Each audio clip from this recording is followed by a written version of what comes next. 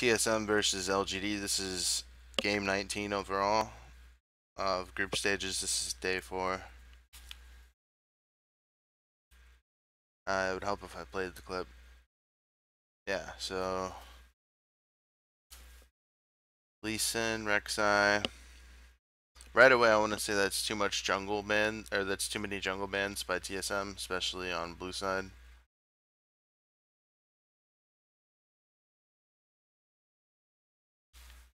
LGD with the Azir ban targeted at Bjergsen, and GP is a safe red side ban.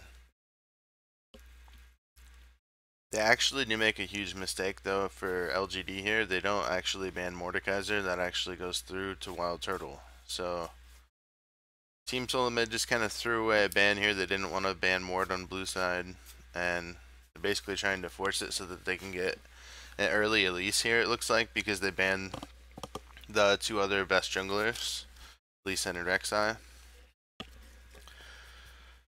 I think they first pick Mordekaiser though when it's up. I think it trumps priority on the Elise. Let's see here. Yeah, so that ends up coming through. Oh, they banned Elise. Alright. I think you probably should ban Mordekaiser against Wild Turtle. That was like the only champion that I think he could really play well. Probably impossible for LGD to know that, but I think you really got to look at the individual players in your scouting, and you almost have to do like scouting based around one person in addition to your overall team scouting. So when you scout a team, you don't have one scouting job, you have 6 scouting jobs. 1 for each player and then 1 for the team overall, because that also incorporates the coach. So being able to see how teams adapt as well is pretty important. So the second rotation, or yeah, I call it second rotation. It's the first rotation for LGD. They pick up Kalista and Lulu. Those are really high priority picks. I don't think you leave Kalista up against Imp. Maybe they were more afraid of his Kog'Maw for some reason, or they just wanted to throw away a ban, maybe hoping to get Kalista for themselves.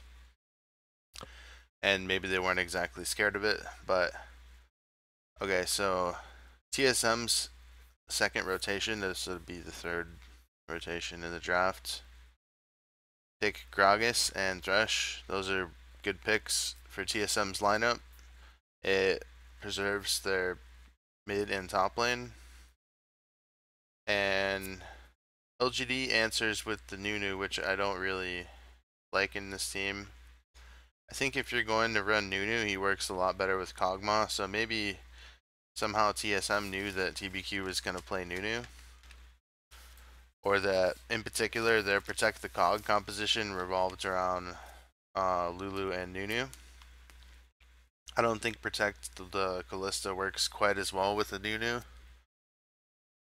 but who knows? Maybe it's better than I'm giving it credit for. So the brand pick is actually really strange to me from LGD. I don't really know why. It's interesting that TF made it this far through the draft. I wouldn't expect LGD to pick it necessarily, but they did have the Azir ban. So if you're that scared of Bjergsen's Azir, I can see that. You don't really want to do anything to shorten Godby's champion pool though, since he's already got a pretty weak champion pool. So yeah, I believe that is the brand support. And I can only assume that LGD thought that this was going to be like something that counters Mordekaiser, or something just in general that would be good against TSM's team comp. I really think Kennen would have been a much better pick though. It's not going to go through this game too much. I already know what happens, obviously. Game's kind of going like, you know, slightly even, considering LGD has the better late game composition. But TSM's got like a really strong mid mid game. So their early mid game should be reliably stronger than LGD, and you see that with their early leads, and I don't know where the lead just pops up from like 5 to 10. So let's see what happens. It's just a dragon fight.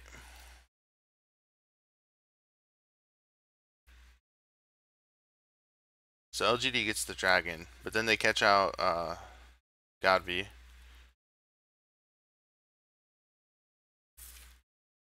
And the support is caught in the crossfire. So there's two. What do they do after this team fight?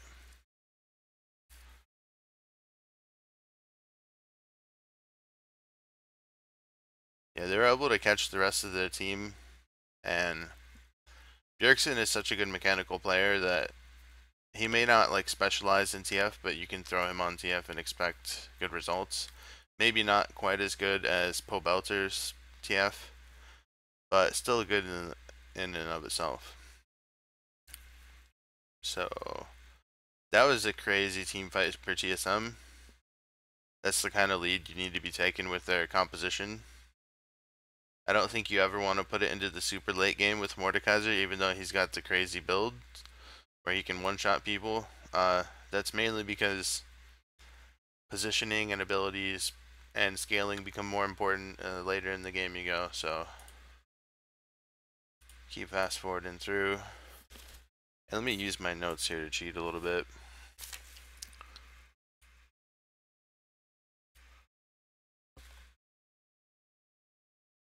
Oh, this notes for the wrong game.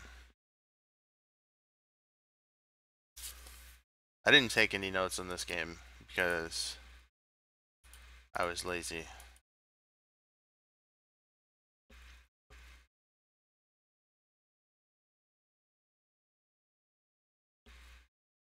LGD picks up a nice tower. Okay, so what led up to that though? I'm curious.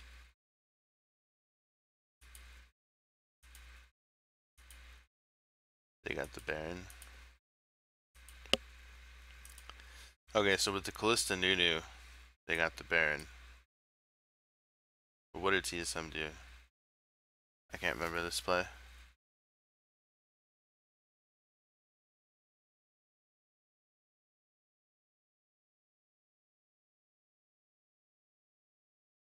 Oh, I see. The double teleport. TSM overextended to get that inhibitor tower. And LGD had double teleport. So they're able to chunk everyone out. And that gives them the Baron. TSM heals up and chooses to re-engage here.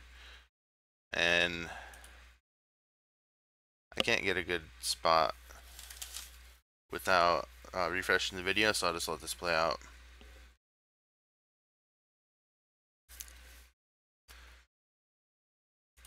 Okay, so Amazing has, no, not Amazing. Santorin has good positioning to steal Baron here, but he doesn't have any vision, so it's really tough to just guess that kind of thing.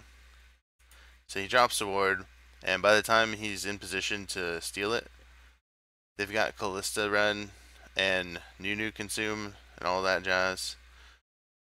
He gets caught by CC, and they just finish off the Baron right in front of him.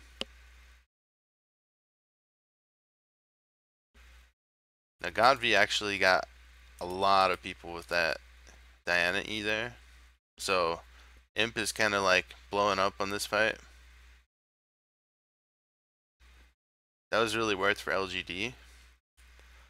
And what was it? They got the mid tower after that. They went top a little bit, you know, get a kill. So around the next dragon fight,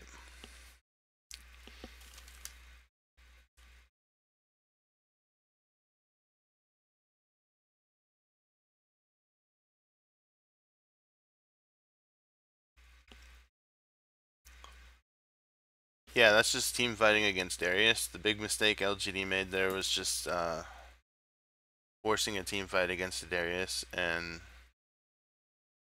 anytime you're against Darius, you just want to make him useless as a pick, so you just try and always have him in a side lane.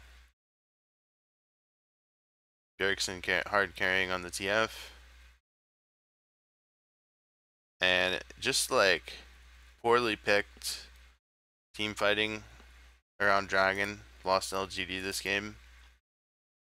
They knew that the Dragon was priority because of the Mordekaiser, and they didn't have an answer. So I think LGD picked too late game of a team comp. I think you replaced the Nunu for something that's a little more autonomous, uh, a little more useful.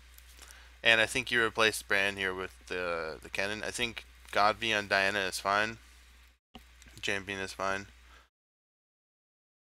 I don't like Lulu in the top lane as much, but they do use it as a flex pick, so I can respect that. We'll leave that to its own devices, but everything else in the composition, I want to say Braum or Kennen would have been much better picks here instead of the Bran. And then out of the remaining junglers, that was oh no, I guess Lee Sin and Rek'Sai are smart bans against TBQ. I didn't think about that earlier. Normally you don't ban junglers like that on blue side, unless you've got some very specific reason, which in this case was against TBQ. So I actually can respect that a little bit more. I think TBQ's Elise isn't that good, so that explains that ban.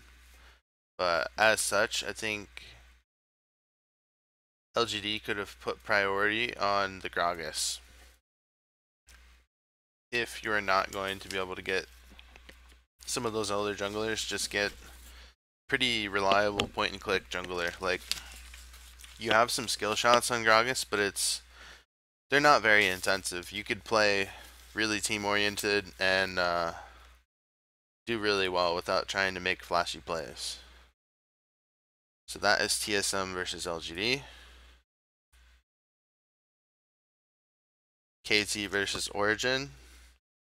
This is game 20 of group stages, day 4.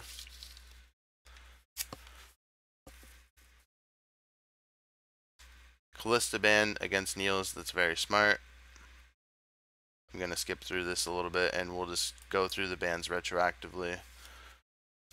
Azir ban from Origin. That is a good Nagne ban.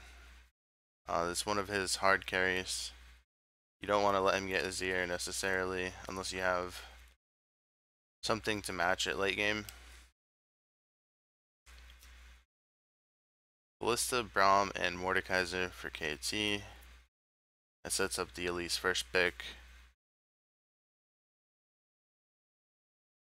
Don't really understand the Mordekaiser ban. I can only assume that they don't want to put arrow on it.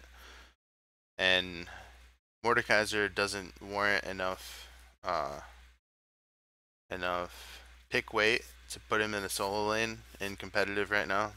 Maybe in the future he will, and he'll be a nice flex pick. But right now he's only marksman replacement. Lulu ban, Gangplank ban. Yeah, so the Mordekaiser ban, again, it just said to me that they're not going to play it, so they don't want to play against it. Origin with the first rotation, their first rotation, Thresh and Gragas. They could have went with the Lee Sin, and I actually think Soaz is capable of flexing it to the top lane, but that's not something that you want to do at Worlds, just because Lee Sin is not as useful as he once was as a top laner, so he's much less of a flex pick now, even though I want to say it's still possible for someone like Soaz. So the Gragas pick is good here because they already know what the jungler they're facing is. And Gragas probably has a better matchup versus Elise. Not only individually, but in the grand scheme of things, Gragas better into Elise than Lee Sin. Alistar and Kog'Maw, that's not really surprising to me from KT. Can pretty much expect Alistar, Thresh, Morgana, Rom, these kind of supports. And every once in a while you'll see the Tom Kench and whatchamacallit, the random picks like Kennen and Brand. You won't see them as much, obviously. Skipping through. TF Sever. I don't really like putting Pekka on TF, but I think with his teleport style it matches the champion well. And I particularly liked the Echo pick from KT. Nagane needs something that he can perform on, and Echo is just a super good mid laner.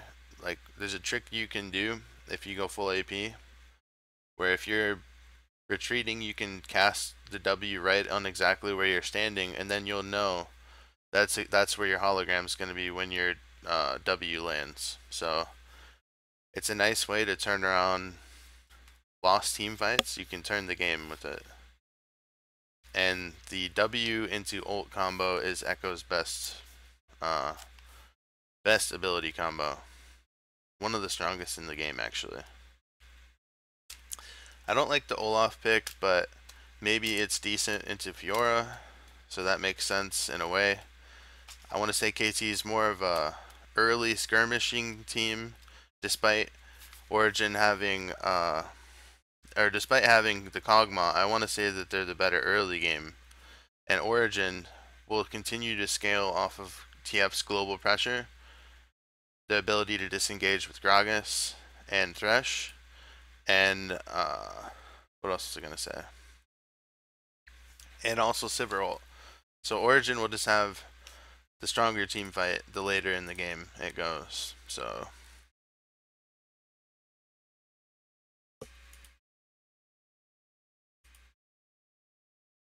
first thing I wanted to touch on after the lane swaps go through, KC gets a decent start here.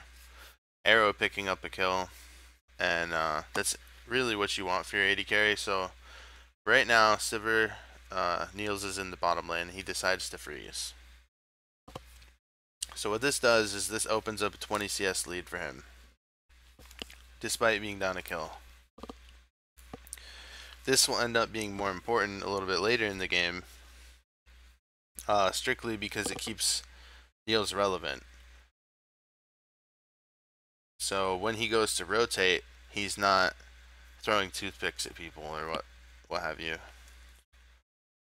So his decision to prioritize farm as an early game Sivir is the correct one. You're not going to do a whole lot outside of lane in the early game as Sivir, especially against such a skirmish heavy team comp that KC's running here.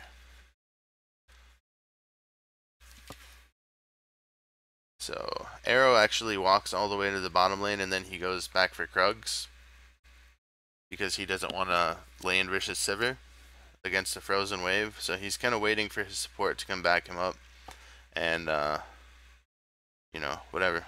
So they're laning now. Origin picked up 2 kills. I want to go through that real quick.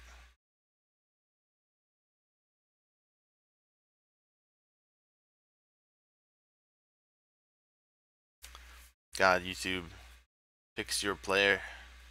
I just want to be able to drag in 10-second intervals. How is that so difficult? The slider is what I'm talking about. The slider bar.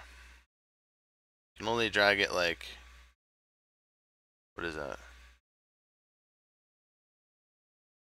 I guess it is 10-second intervals. It doesn't feel like it. They need to, that's not what they need to change. They need to change the slider bar itself. It's too hard.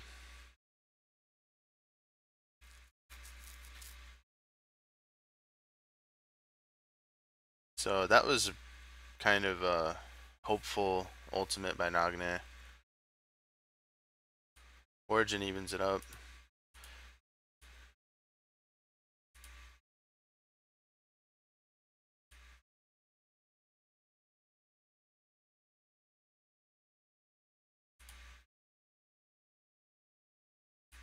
Yeah, the double kill for Arrow really hurts.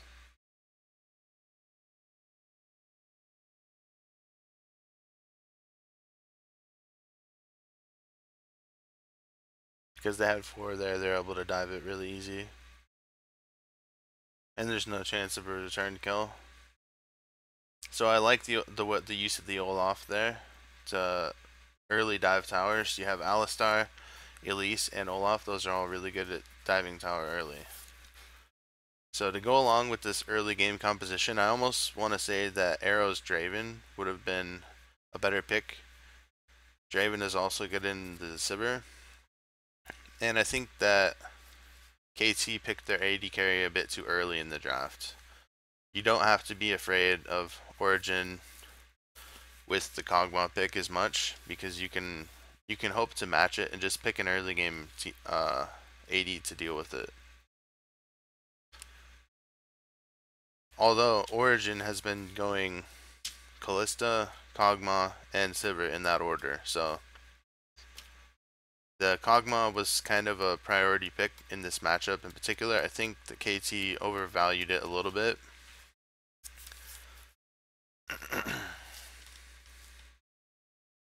Blue Steel over to Origin. And we're going to skip through this game because I don't plan on doing an hour long or a 2 hour long VOD review of this day of Worlds.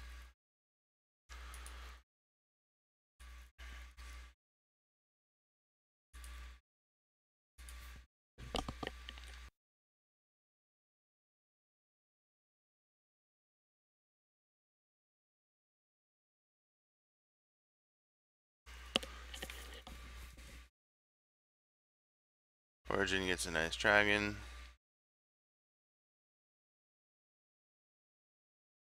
KT was all just like grouped up, but they weren't there in time. And they had like decent vision. They're just like a little bit behind the curve, so they're evening out the loss of dragon with the mid tower. Amazing drops the ultimate, and it doesn't really do much except just get them off the tower. So KT's unable to take that. Meanwhile, they've got Xpeke here in the bottom lane trying to put tower pressure, and Olaf has no way to stop a teleport, so Pekka just destinies straight out. If you have a stun, then that will stop him from teleporting. Or a knockup, actually.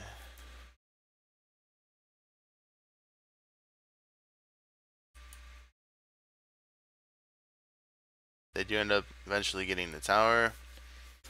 And Peekaboo with the nice flash Q onto Pekka.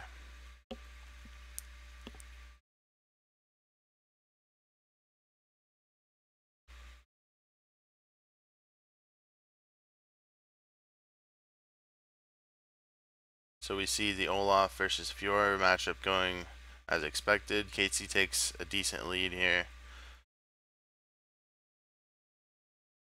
And they have no wave in the top lane, so not going to be too many more objectives taken for KT here. As you can see, Origin just pushing up the mid lane to make sure that they've got nowhere to take towers. Because once you have a minion wave, you can force enemies away from the tower that you're trying to kill. So you either get them and the tower, or they give you the tower for free. So towers do not pose as big of a threat in this game right now. I actually think it's pretty interesting if Riot were to sort of double the effective health of towers. I think that would make a very interesting game, although it'd probably take a lot longer to end the game. So they won't do that. But particularly in Season 1, I want to say towers were nearly indestructible. It's interesting because it puts a lot more importance on split pushers, even though it disincentivizes split pushing. The changes that they made basically killed split pushing. Not so much the health on the side towers, but just changes that they made over the years made split pushing not as good. I think they understood that it's a high risk, high reward strategy, and it was giving rewards too consistently for earlier iterations of the game. You could just pick Master Yi and never group. You don't even have to farm lane. You just pick random camps in the jungle and just split push the whole game, and you can successfully do that. But what we're seeing more into Season 6 is that it's more of a team focused game. You can still do these strategies, but they have to be coordinated and well executed in order to be successful. So, game is still pretty slow. KT should have taken advantage of their lead, although they don't actually have a gold lead. This is because of the CS advantage that was allowed to blow up between Sivir and Cog, and also TF and Echo. So because they're down in farm, it's pretty much an even game, and KT actually can't afford to play like it's an even game or play like they're behind, which is what I want to say that they're doing. They need to be playing the way we saw them winning those team fights when they dived the tower with Olaf, with Elise, with Alistar.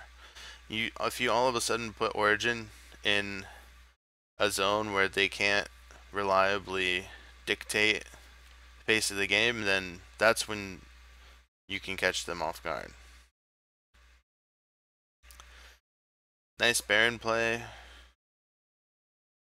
And I think two people? No. Everyone gets out because of the miss Alistar combo.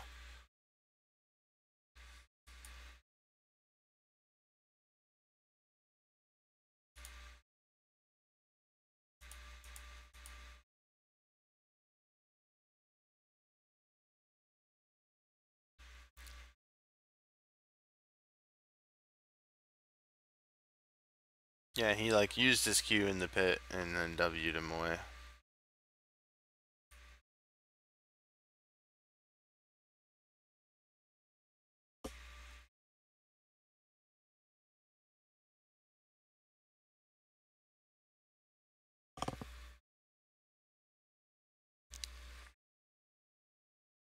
So Echo gets caught. Just like, I don't understand what he's doing there, but they have like literally no wave clear on KT, so as soon as you give up Baron or you give up an advantage to Origin, they're just gonna steamroll you.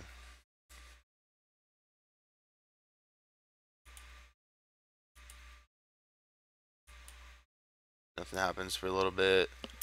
Origin goes back to base. And we see Soaz actually going with the triple lifesteal build. He doesn't have the Essence Reaver yet, but he ends the game with it. I'm not sure if that was a serious build or if he just was sort of trolling. Who knows? But P.E.K.K.A gets caught out here, and it looks like his Zanya's active was still up, but it wouldn't have really helped him there. Or did he use it? It doesn't matter, because his positioning is what caused him to die there. The Zanya is actually irrelevant.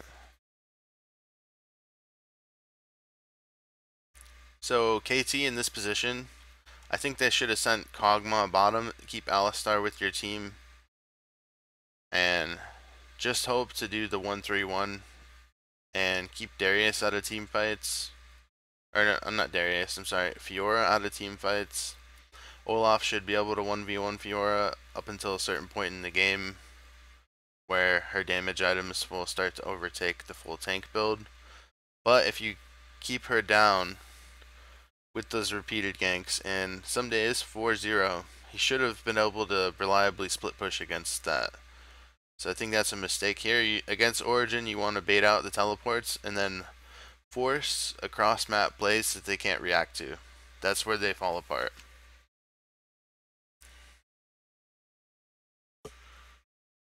Alright, what's the game clock? 29 minutes? Okay, so right here in about 30 seconds, KT are going to, I think they must have been trying to ward the Origin red side. actually some action at the bottom.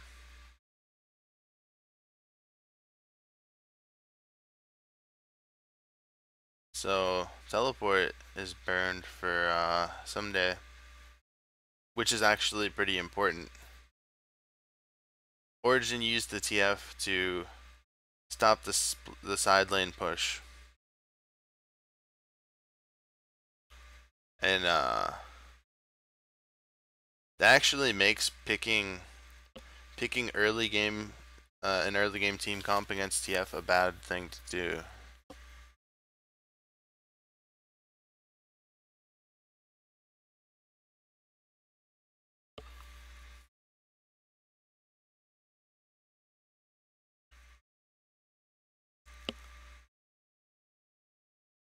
So KT realized that they didn't have any vision around Baron.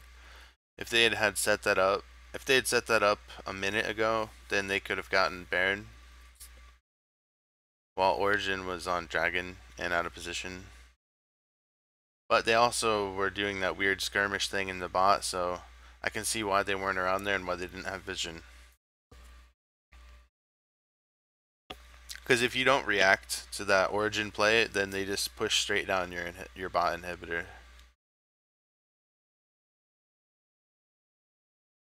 And it's really hard to think 3 minutes ahead in competitive games. So this is the part where I want to say KT's trying to ward and they're just kind of poking around. But they actually still have Soaz's TP, which comes in now. And committing so hard just for a ward, it doesn't really make any sense to me. If you were ult onto Echo, he just jumps away.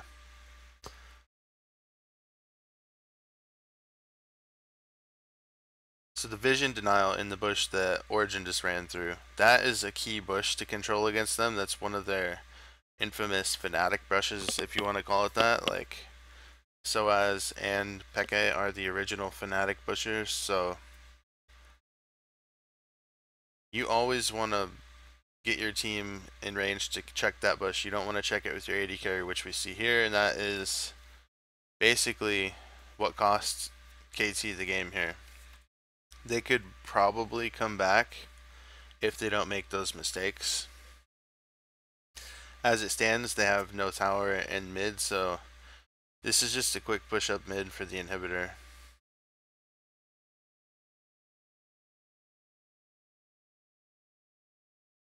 They don't even need to commit everyone for that, so.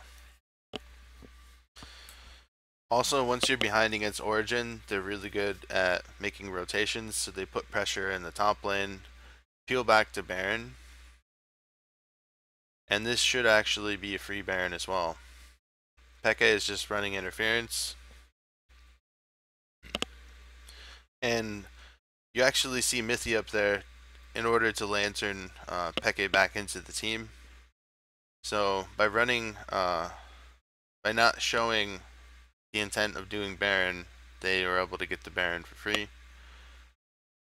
They probably weren't fooling KT at that point by having TF at top, but the point remains the same. You split up your pressure, and they have no reaction possible on Baron. Whereas if you go with your team as TF and Thresh, then they have a chance of collapsing on you and catching you in a team fight.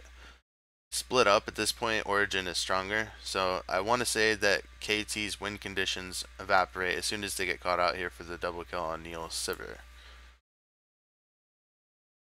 And like I was saying with Baron, this is Origin's second Baron, so they rotate really well, so they're going to get bottom. They get bottom inhibitor, and that's pretty much the game. Like, this is how it goes.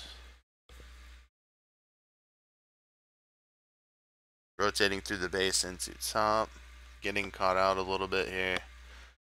But they've got gap closers, so with a more immobile team comp, that might have been a mistake by Origin. You take the long way around, and the gates actually introduce a nice dynamic to base defense, which you also have to be aware of when you're sieging the enemy. So, good change by Riot to add the gates. And By putting SOAS in the bottom, they just pretty much assure that they're never going to get 5v5'd at top, and they use Niels to poke down the last inhibitor. Now Echo's a champion that's going to want to get into your backline, and when he's got to use his ultimate like that alone, there's no way for KT to come back from this. All Origin has to do is keep each lane pushed up, and eventually group all at once. When all the super minions are pushed up, you kill the towers, kill the Nexus, game's over. They can't fight you because there's too many minions. They can't clear the minions because they have no wave clear in this team comp. And despite Arrow being decently fed in this game early on, they just aren't able to capitalize on it. I think his itemization was off with the last Whisper. There's not a whole lot of armor coming out of Origin, and you really need that crit multiplier. As much as I want to say, since it's Kog'Maw, you don't need it. You should, or not that you don't need it. I was gonna say you don't need Infinity Edge. You need the Phantom Dancer to come out after the Blade of the Rune King and Trinity Force. I'd only go the last Whisper if the game was like pretty much about to be over, or his fourth item. I think it's fine. Third item, there's better items for Kog'Maw.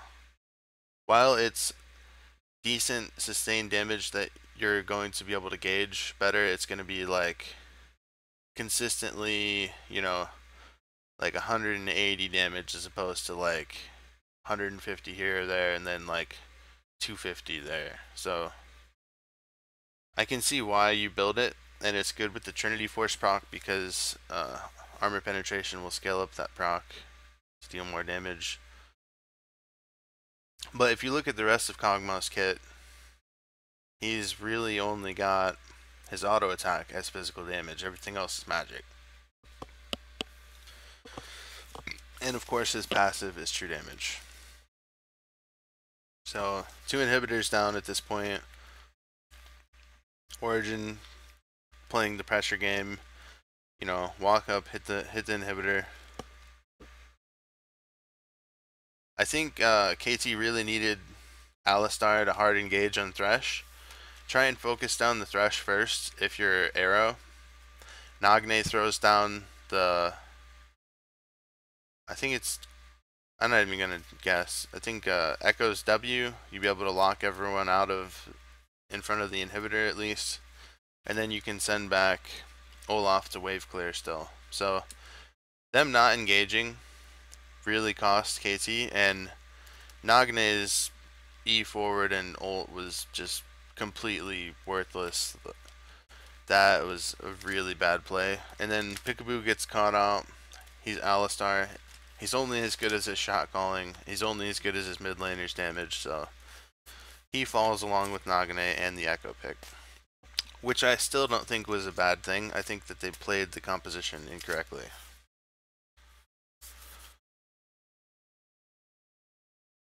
Echo once again being useless, and he does die there.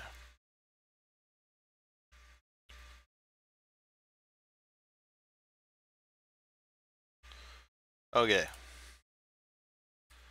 Invictus Gaming versus AHQ. This is game 21 overall for group stages. This is day 4. IG with the ban against Westdoor with the Fizz, banning that Tom Kench so that they can't use it as a flex pick for top and support. And it's mainly been used as a support in this tournament, even though it's capable of going top or jungle technically. It's probably a better top and support. So a TF ban from IG as well. That's also a Westdoor champion. So on blue side, I do agree with those bans, and AHQ coming out with the standard GP and Mordekaiser for red side. The Azir, I want to say it's just like a generic ban. They don't want to deal with that champion and the damage that it can bring. Not necessarily against rookie, although we know that he can play it. So this sets IG up for the Elise. And I don't really respect the Chinese drafting very much. I think that their meta influence negatively influences them on the world stage. So let's go forward a little bit here. Tristana, Rek'Sai. Good first rotation for HQ.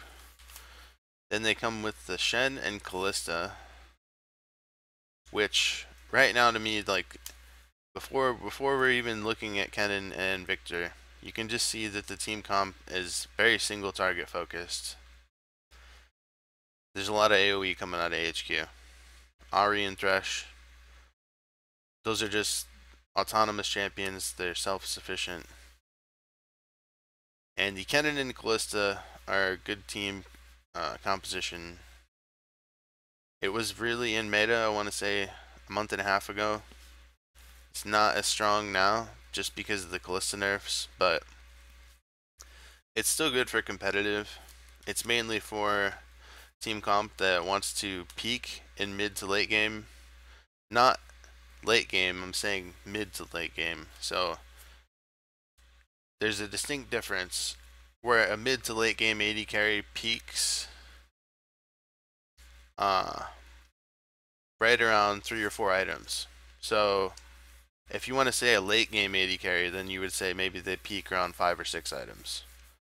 So when I'm saying mid to late game, I don't mean that Callista is a mid or late game carry. I'm saying that she's a mid to late carry. Rest of the draft, I don't like the Maokai. Although it does round out the composition with the 2 carry threats in Ahri and Tristana, it kind of makes Rek'Sai less valuable by not running 4 threats. Rek'Sai's play pattern is to be tanky and deal a lot of damage. So if you don't have another damage dealer in your top lane and you have a tank, then Rek'Sai is more relegated to being a tank, and it takes you from 4 threats down to 2. Okay, so let's skip through most of this game because wasn't really impressed with IG's bottom lane this tournament, and I think it cost them pretty big.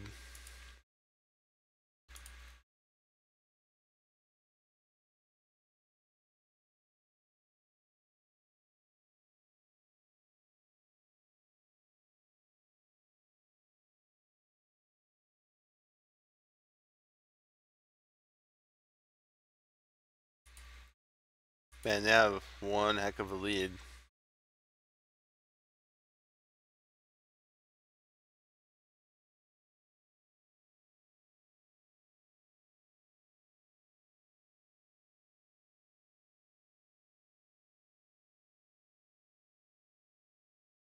So with the Baron, they're only up 2,000 in gold because of the towers that HQ has. Once IG gets a couple more towers, then they'll have like a much bigger advantage. As such, HQ is able to even out the gold.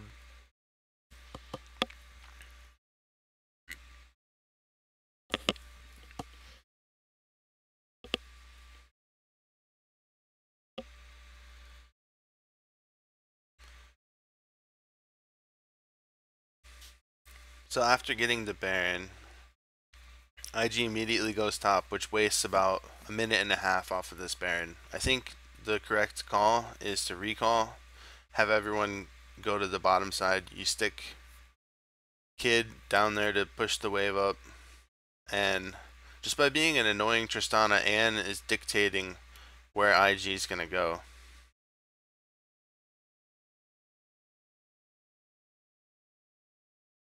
So again, IG for some reason decides to go to this top lane. Not really sure why.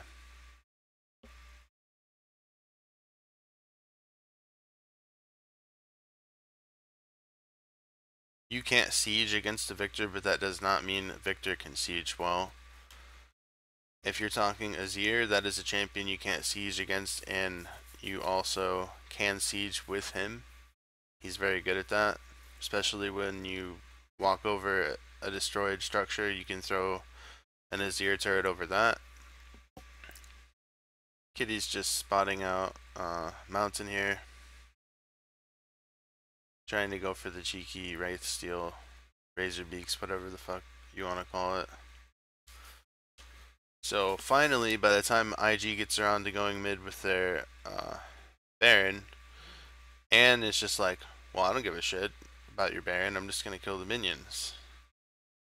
So if they would have pressured that a little bit earlier, went from bottom to mid with the Baron, they would have been able to control Dragon for at least one spawn, and they also would have probably gotten this bot tower a lot easier. As it stands, Shen's not gonna get the tower. All that wasted time in the top lane, it's just there's no other objectives around there, so I don't really see the importance of it. And they do eventually get the tower.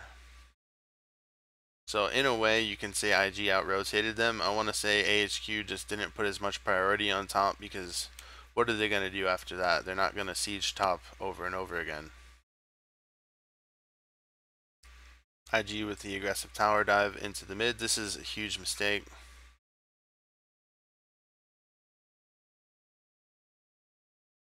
Kallista's starting to shine though.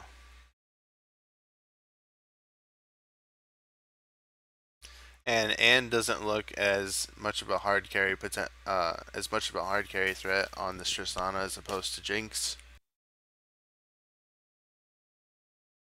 I think if I had to choose a champion for him to pick, if Jinx is open, it's always going to be that.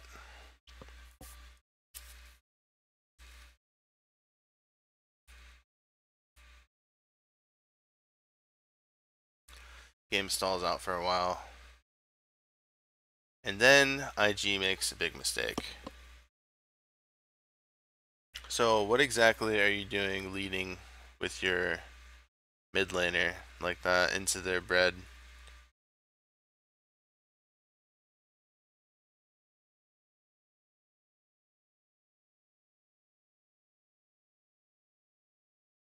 So like, oh, Rek'Sai's backing, and then he can just teleport back in, and then they get in there, and Mountain actually comes up with the Baron. So this throws the game completely for IG, and Tristana is decent enough.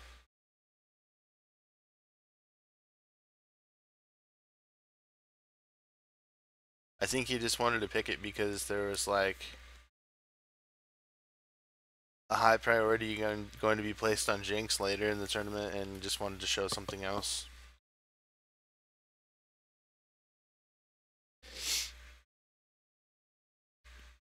Although I suppose if you look at their team composition overall, Jinx wouldn't be able to be peeled for as easily with its team comp. While Maokai, Rek'Sai, Ahri, and Thresh can peel for a Jinx here, Tristan is probably the more self-sufficient pick. She can jump, she can just rocket jump out, she can blow people away, and she does very similar damage to a Jinx.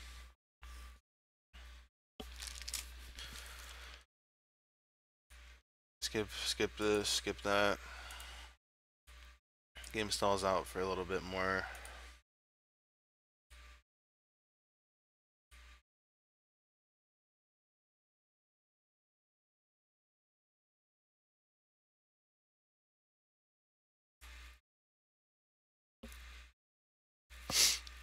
So looks like the counter throw here from AHQ.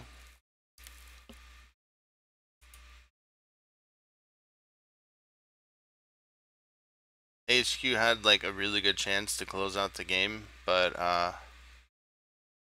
like I said, they didn't have as much carry potential. And that team fight, oh boy.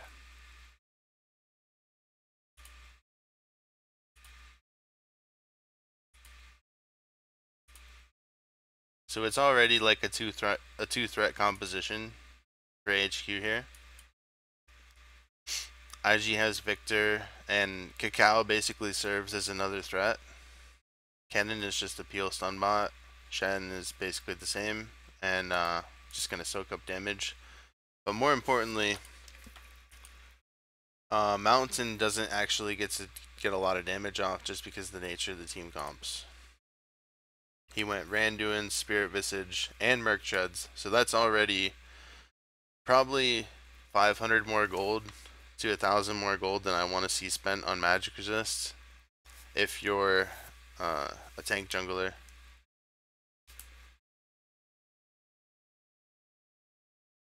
So AHQ went into the Baron pit way too soon. They were like, oh, they're doing it again. We got them again, boys. It's free low.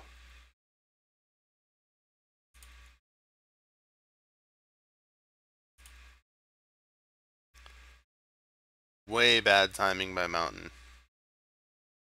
Cannon combo catches them. Ziv has to flash out. Z-tie on the taunt flash. And the rest of the team can't stand in formation against the threat of the cannon. So AHQ's success in the last Baron fight caused them to throw the game here. C9 versus Fnatic. This is game 22 overall for group stages, day 4.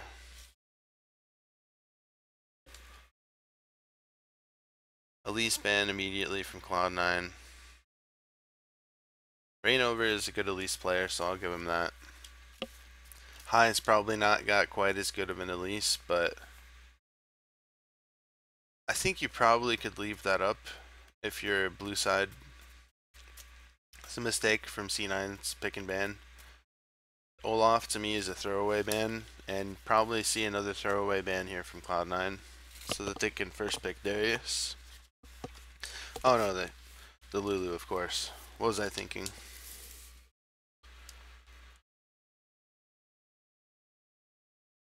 So yeah, Rainover is just an Olaf player that's not so much a Huni ban, even though Olaf is mostly a top laner right now. That could be a flex for Fnatic, except that they haven't been using it as a flex pick hardly ever. They just use it for Rainover. Bigger ban from Cloud9, or on to Cloud9 because of Incarnation, and Darius gets through first pick. So even if you're going to ban the Darius, or no, I'm sorry, even if you're going to first pick the Darius, I think you leave some of those priority picks up. Maybe not, because then Fnatic will just take Elise and Lulu, and they basically win the draft off of that. But I think you leave Darius, instead of first picking it, you leave Elise up, see if they ban that. Then that frees up either Vigor or Elise. So then you pick one of those. You pick Elise, then they come back with Gragas and an AD carry, or maybe they would have picked something different. But I don't actually think Huni would have played Darius because he doesn't play it that well. Lee Sin and Tristana. Those are good picks for C9. I can agree with that. Now Fnatic with the Yasuo pick. I think that was being a bit cocky. And they're basically going full Yasuo comp, as you can see at this point. They have the speed up with Sivir. I think you normally want to put Fnatic's Reckless on a more carry-oriented AD carry as opposed to a supportive. So maybe instead of just outright deciding that they're going to do a Yasuo comp from the beginning, they didn't really show too much, but I want to see them adapt into a Yasuo pick instead of being like, okay, we're going to run the Yasuo comp against C9. I think that's a mistake that Naylor made in this pick and ban, or maybe it's just the just being too arrogant from the team in general. I don't know how much say Naylor has over that, but I think he probably approved it. And if your team's feeling good, it's easy to just go along with what they're saying. And I don't actually think it's a mistake in the general sense, but if we go into like the microcosm of this pick and ban, Huni is probably the harder carry over balls. So I don't really know what else Fnatic would have banned except if they wanted to ban GP Mordekaiser. So what you can do against Cloud9, even though they're out of the tournament now, what you could have done maybe is like leave Mordekaiser open, and then you still ban Veigar, but you ban the Darius. There's just like too many picks to ban against C9 because Incarnation's Azir still gets through all this.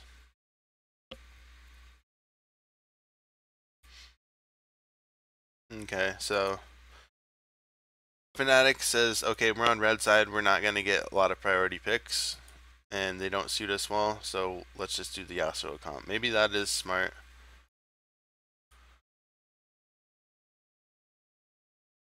But I think it just gives way too many tier 1 picks to C9.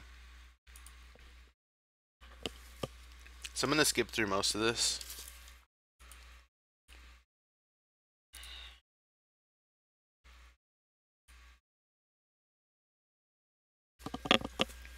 Fnatic are capable of winning this game, actually.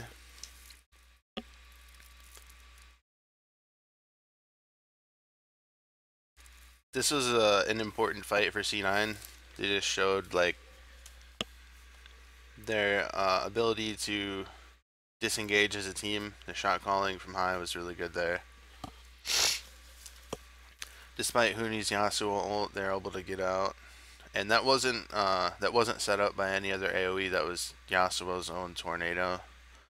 So you could expect there to be much better wombo combos coming out of an Orianna, Gragas, Alistar, with Sivir to speed up Yasuo to make sure he's in range. So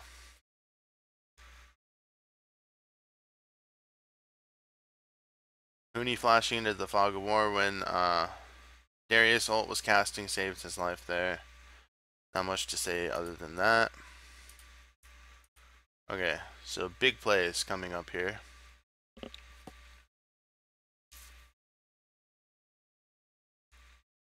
They catch Yellow Star with the Azir combo.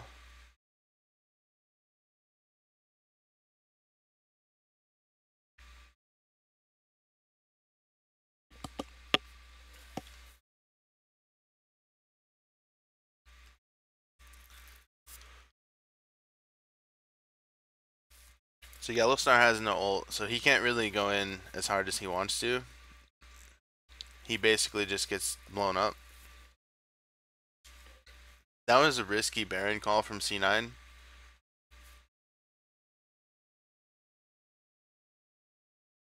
Yeah, Fnatic eventually cleans up the whole thing, and they pick up the ace. So just a really bad call from C9. Like they get 1 out of 10 where it'll be a terrible call, but all like the other 9 will be perfect. That's just an extension of high, basically. So the game kind of stalls out for a little bit. Alright. Next big team fight actually happens on Baron again.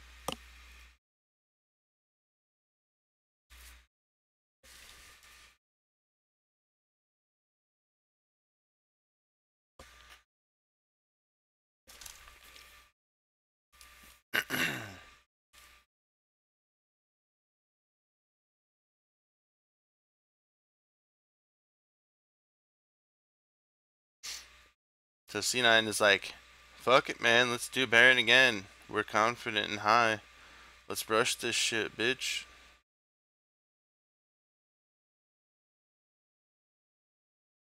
Somehow managed to get the Baron, and then they start hopping over the wall.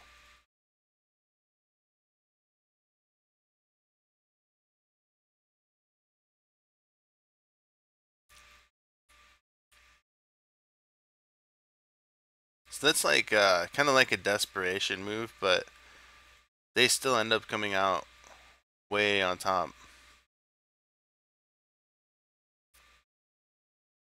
It's almost like two wrongs don't make a right, but in this case for C9 that they did, that the Baron ended up turning out so decent for them.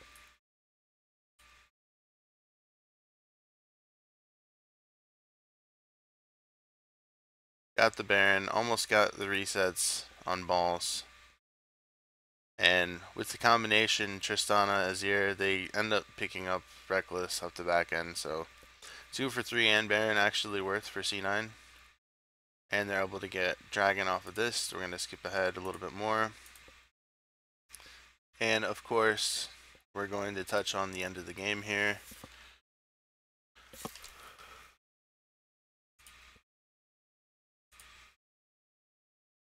Right here in the next 30 seconds.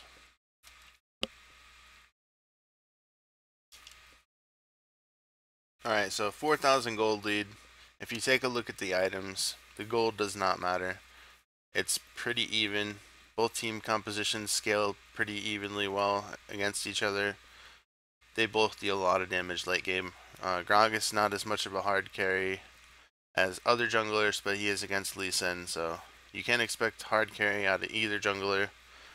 Expect the top laners to be doing most of the hard carrying. Sivir not as much of a hard carry, but she will make the rest of her team stronger. So they set up with the Azir Tower.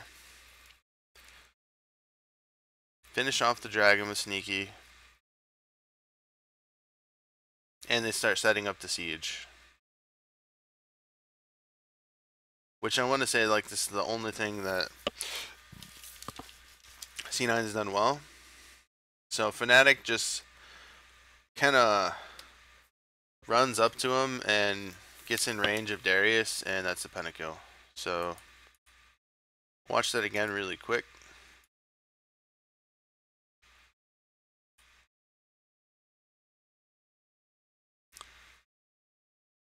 Sets up the tower. Wave gets cleared out instantly. They're getting no damage onto this Azir tower. The main mistake that Fnatic makes is to not clear out the Azir tower before engaging, or at least making sure it's like on 20% health. So right then, they know Sneaky's not with the team, but he's soon to be joining them. So all of their focus needs to be on that wave. Rainover hops over the wall, and Yellow Star actually flash engages. Not even the good flash engage, like the one that puts the AD carry into your team, like the one that just increases your range. So that was a mistake by Yellow Star, and Gragas's E was actually down for that fight. Ku versus CLG, this is going to be one of the shorter game reviews that I go through. This is game number 23 overall for group stages, and right off the bat, Viger, Darius, Kalista banned for CLG, GP, Mordekaiser will be CLG's last ban, and Lulu banned from Ku Tigers. So first pick in the Rek'Sai, Azir and Elise, two really good picks that I wouldn't expect to go through. Maybe they're afraid of the Viger for some reason.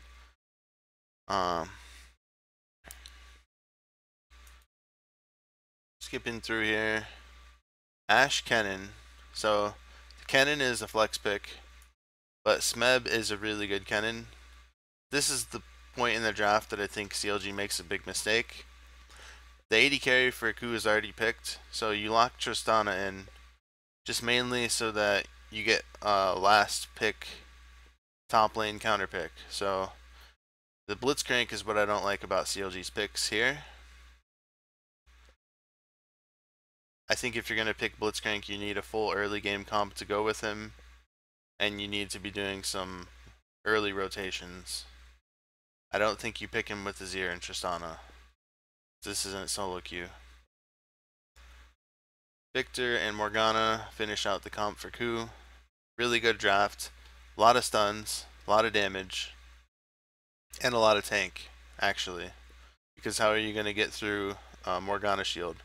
Morgana is a phenomenal champion against Elise and Azir in general, but also Morgana is really good against Blitzcrank. If you're going to pick Blitzcrank, don't ban Kalista, ban the Morgana. If you want to pick Blitzcrank, that's fine, but you have to set it up. You can't ban the Kalista away from Ku.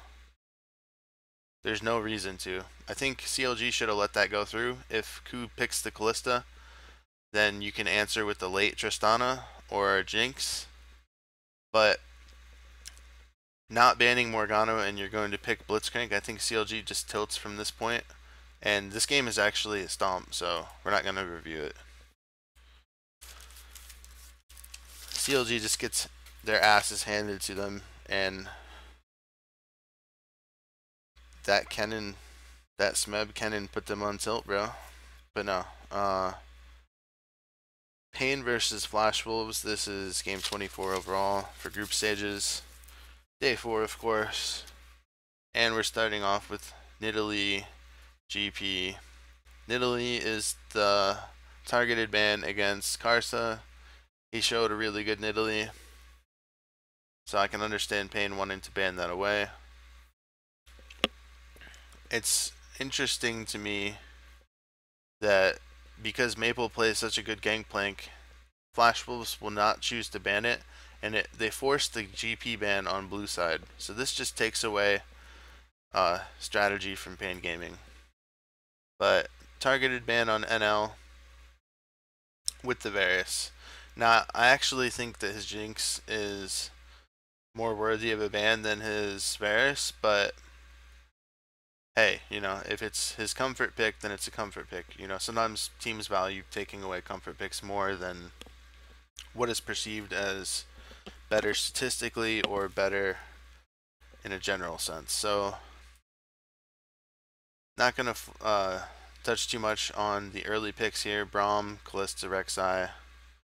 Fairly standard-ish picks. And really what stood out in this game was just Pain Gaming and their ability to team fight. So Flash Wolves play to the level of their opponents, as has been said in the past, and it's pretty true here. We go to the middle of the game here. BRTT actually gets a team fight on Tristana that opens up the whole game. Before this, I want to say it's a pretty even slosh. So, where is it? Right here. This team fight will win Pain Gaming the game.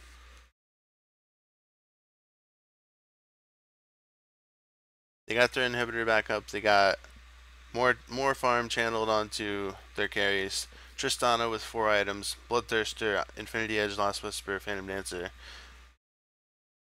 and upgraded boots with an Elixir of Wrath. So that's damn near full items for BRTT compared to Kalista with the early upgrade QSS and not even Blade of the Rune King, which NL should be on more items, but like for some reason these Kalista players don't like to build Infinity Edge. I think you should go the Imp route. If you get to super late game, you swap that Blade of the Rune King for an Infinity Edge, or you swap the BT for the Infinity. In my opinion, probably the Blade of the Rune King, if I'm being honest here.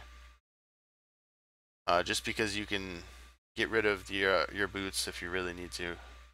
But this is just basically Tristana resets. Really, really good engage by Pain Gaming.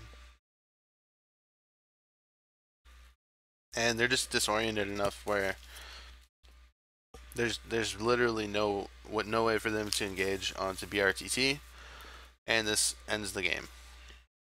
Now, I will have more coverage of Worlds.